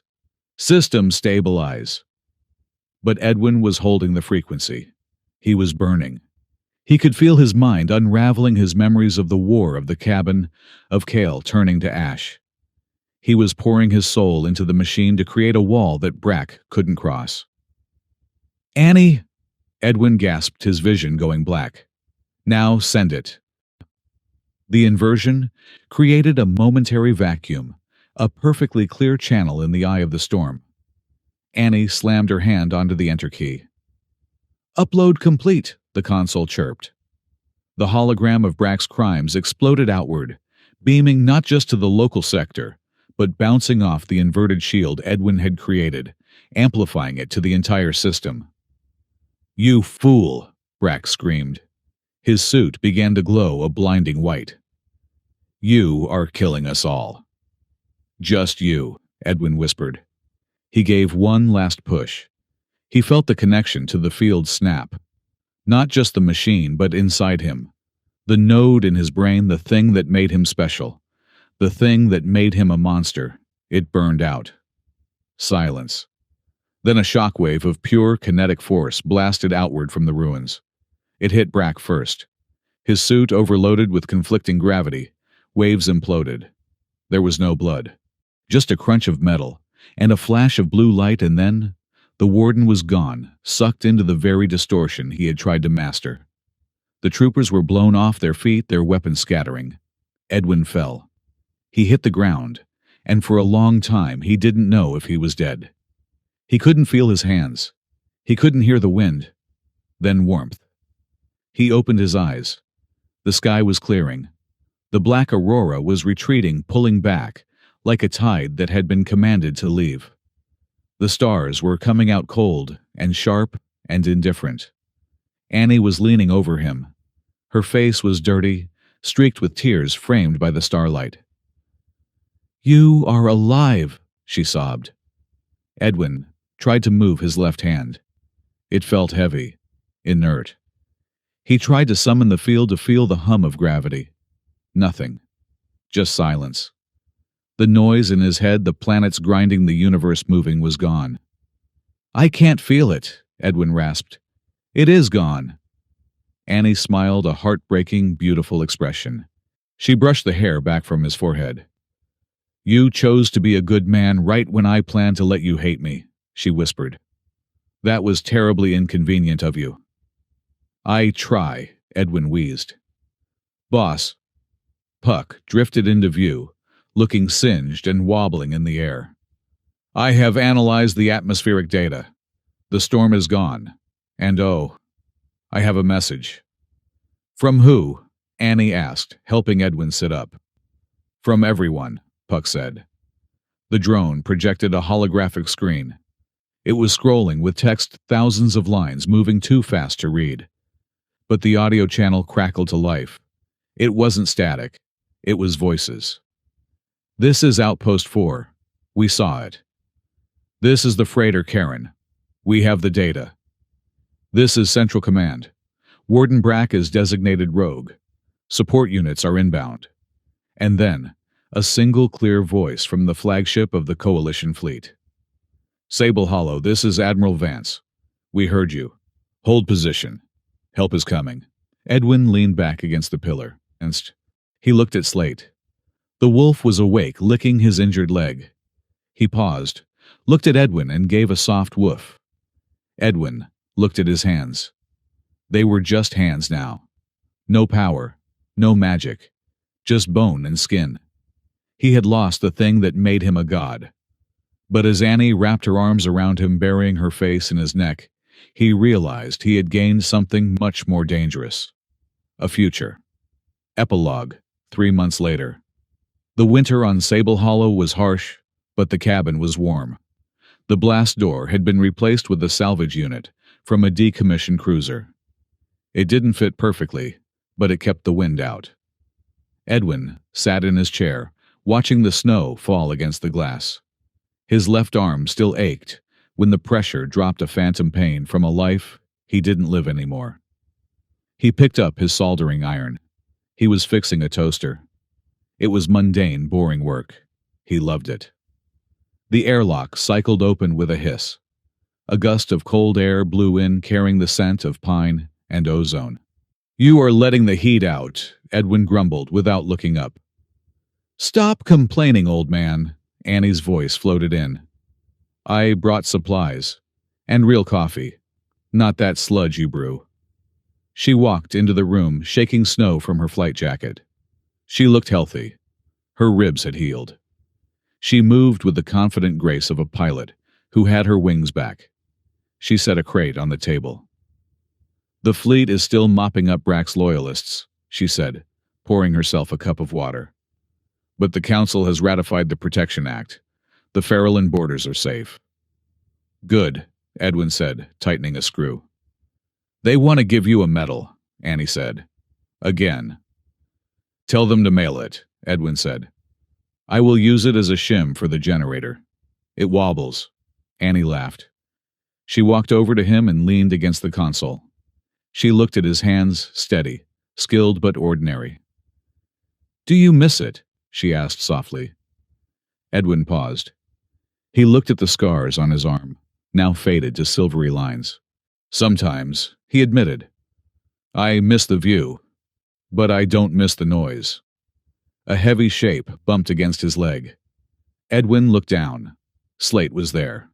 The wolf had healed, though. He walked with a slight limp that gave him a rakish veteran swagger. He looked up at Edwin, his yellow eyes, bright and intelligent. Then, with a deliberate slowness, Slate turned around and sat down, directly on Edwin's foot.